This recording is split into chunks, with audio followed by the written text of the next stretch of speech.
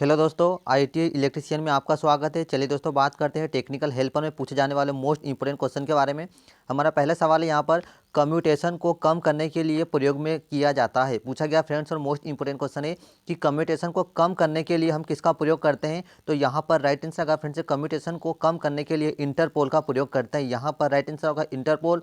और इंटरपोल को दोस्तों हम आर्मेचर के श्रेणी क्रम में लगाया जाता है, जिससे कम्यूटेशन का मान क्या हो जाता है, कम हो जाता है। तो यहाँ पर राइट आंसर होगा इंटरपोल। नेक्स्ट क्वेश्चन है दोस्तों, और मोस्ट इंपोर्टेंट क्वेश्चन है, डीसी मशीन में कम्यूटेशन पोल वायरिंग किस प्रकार कनेक्ट की जाती है। पूछा गया है कि डीसी मशीन में जो कम्यूटेशन पोल की जो वायरिंग होती है वह कनेक्ट किस प्रकार की जाती है। तो यहाँ पर राइट आंसर होगा आर्मेचर के श्रेणी क्रम में की जाती है। यहाँ पर राइट आंसर आएगा, जो कम्यूटेशन पोल है वह आर्मेचर वायरिंग के श्रेणी क्रम में यहाँ पर की जाती है। तो राइट आंसर होगा यहाँ पर आर्मेचर वायरिंग के श्रेणी क्रम में। नेक्स्ट क्वेश्चन है दोस्तों, एक चालक चुंबकीय क्षेत्र में रोटेट करता है। पूछा गया है कि एक जो चालक है वह चुंबकीय क्षेत्र में रोटेट करता है और किन स्थितियों में उत्पन्न वोल्टेज शून्य होगा। मोस्ट इंपोर्टेंट क्वेश्चन पूछा गया है कि एक चालक चुंबकीय क्षेत्र में गति करता है, रोटेट करता है, तो वह किस स्थितियों में वहाँ पर वोल्टेज का मान शून्य होगा। तो यहाँ पर राइट आंसर होगा, चुंबकीय क्षेत्र में अक्ष की दिशा में अगर वह गति करेगा तो वोल्टेज का मान क्या होगा,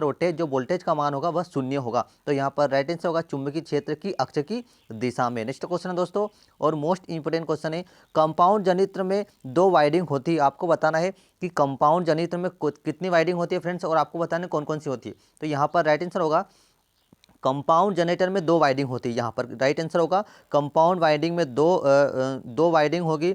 एक तो सीरीज वाइंडिंग और दूसरी शंट वाइंडिंग। दोस्तों सीरीज वाइंडिंग जो होती है वह मोटे तार की और कम लपेटों में बनाई जाती है, और शंट वाइंडिंग पतले तार और अधिक टर्न में बनाई जाती है। जो सीरीज वाइंडिंग होती है दोस्तों, या सीरीज मोटर होती है, उसे लोड पर चलाया जाता है। यहाँ पर अगर पूछा जाता कि सीरीज मोटर को किस प्रकार चलाया जाता है, तो लोड पर चलाया जाता है। भारी लोड पर सीरीज मोटर कार्य करती है और नियत लोड पर शंट मोटर कार्य करती है। यहाँ पर राइट आंसर होगा। तो यहाँ पर क्या पूछा था कि कंपाउंड जनित दो वाइंडिंग होती है, एक तो सीरीज वाइंडिंग और एक शंट वाइंडिंग। नेक्स्ट क्वेश्चन है, गाड़ियों के डायनमो होते हैं। पूछा गया है कि गाड़ियों के डायनमो होते हैं, किस जनरेटर का गाड़ियों के डायनमो में किस जनरेटर का उपयोग किया जाता है। तो यहाँ पर राइट आंसर होगा फ्रेंड्स, डीसी शंट जनरेटर का उपयोग किया जाता है गाड़ियों के डायनमो में। नेक्स्ट क्वेश्चन है दोस्तों, कंपाउंड जनित्र में सबसे कम प्रतिरोध होता है। पूछा गया है कि कंपाउंड जनित्र में सबसे कम प्रतिरोध किसका होता है। तो यहाँ पर राइट आंसर होगा, कंपाउंड जनित्र में सबसे जो कम प्रतिरोध होता है दोस्तों वह आर्मेचर का होता है। यहाँ पर राइट आंसर होगा आर्मेचर का होता है। नेक्स्ट क्वेश्चन है, बैटरी चार्ज हेतु जनित्र प्रयोग करते हैं। पूछा गया है कि बैटरी चार्ज हेतु हम कौन से जनित्र का प्रयोग करते हैं। तो यहाँ पर राइट आंसर होगा कि बैटरी चार्ज हेतु हम शंट जनित्र का प्रयोग करते हैं। दोस्तों ये टेक्निकल हेल्पर में पूछे जाने वाले मोस्ट इंपोर्टेंट क्वेश्चन है, ये प्रीवियस ईयर के क्वेश्चन है जो हमने यहाँ पर आज लाए हैं। तो दोस्तों आप इनको कृपया ध्यान से पढ़ना, और आपको एग्जाम में काफ़ी हेल्पफुल ये क्वेश्चन रहेंगे, ठीक है। और मोस्ट इंपोर्टेंट क्वेश्चन है, यहाँ पर क्या आंसर आएगा, शंट जनित्र। बैटरी चार्ज में हम जो जनित्र प्रयोग करते हैं फ्रेंड्स, वह शंट जनित्र का प्रयोग करते हैं। नेक्स्ट क्वेश्चन है, डीसी मशीनों में इंटरपोल की ध्रुवता होती है। पूछा गया है कि डीसी मशीनों में जो इंटरपोल होता है, अभी इंटरपोल की बात की थी फ्रेंड्स, इंटरपोल कम्यूटेशन को कम करने के लिए किया जाता है। इंटरपोल आर्मेचर वायरिंग के श्रेणी क्रम में लगाया जाता है, इतनी बात का जरूर ध्यान रखना।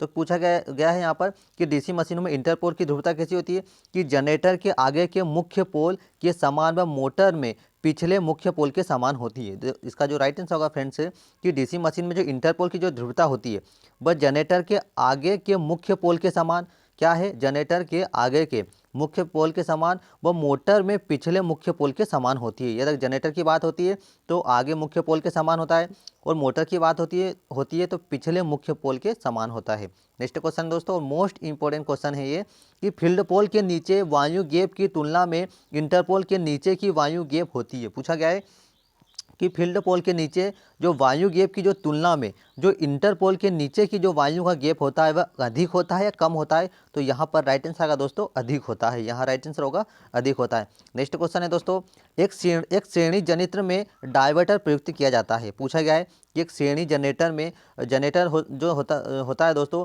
वह फ्लेमिंग के दाएं हाथ के नियम पर कार्य करता है। ये भी क्वेश्चन पूछा गया था टेक्निकल हेल्पर में, कि जो जनरेटर होता है वह किस सिद्धांत पर कार्य करता है, तो फ्लेमिंग के दाएं हाथ के सिद्धांत पर कार्य करता है। और जो मोटर होती है, डीसी मोटर होती है फ्रेंड्स, वह फ्लेमिंग के बाएं हाथ के नियम पर कार्य करता है। ये आप ध्यान रखना। तो यहाँ पर क्या पूछा है कि एक श्रेणी जनित्र में डायवर्टर प्रयुक्त किया गया है, और सामान्य धारा सप्लाई करते समय यदि डायवर्टर का स्विच ओपन हो जाए तो क्या होगा, पूछा गया है। और मोस्ट इंपॉर्टेंट क्वेश्चन है कि यहाँ पर पूछा गया है आपसे दोस्तों कि एक श्रेणी जनरेटर में डायवर्टर प्रयुक्त किया गया है। ठीक है, एक श्रेणी जनरेटर में डायवर्टर प्रयोग किया गया है और सामान्य धारा सप्लाई करते समय यदि डायवर्टर का स्विच ओपन हो जाए तो क्या होगा। तो यहाँ पर राइट आंसर होगा टर्मिनल वोल्टेज का जो मान होगा वह क्या होगा, बढ़ जाएगा। तो यहाँ पर राइट आंसर होगा टर्मिनल वोल्टेज का मान बढ़ जाएगा। नेक्स्ट क्वेश्चन दोस्तों, डीसी मशीन की योक के निर्माण हेतु प्रयुक्त धातु होती है। पूछा गया है कि डीसी मशीन की जो योक होती है वह किस धातु की बनाई जाती है। तो दोस्तों यहाँ पर राइट आंसर होगा कास्ट स्टील की बनाई जाती है। याद रखना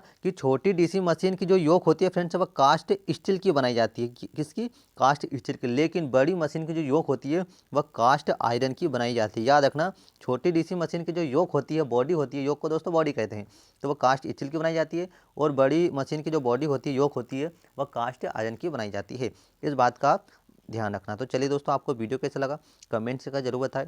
अभी तक आपने चैनल को सब्सक्राइब नहीं किया फ्रेंड्स, सब्सक्राइब जरूर करें। थैंक यू, जय हिंद दोस्तों।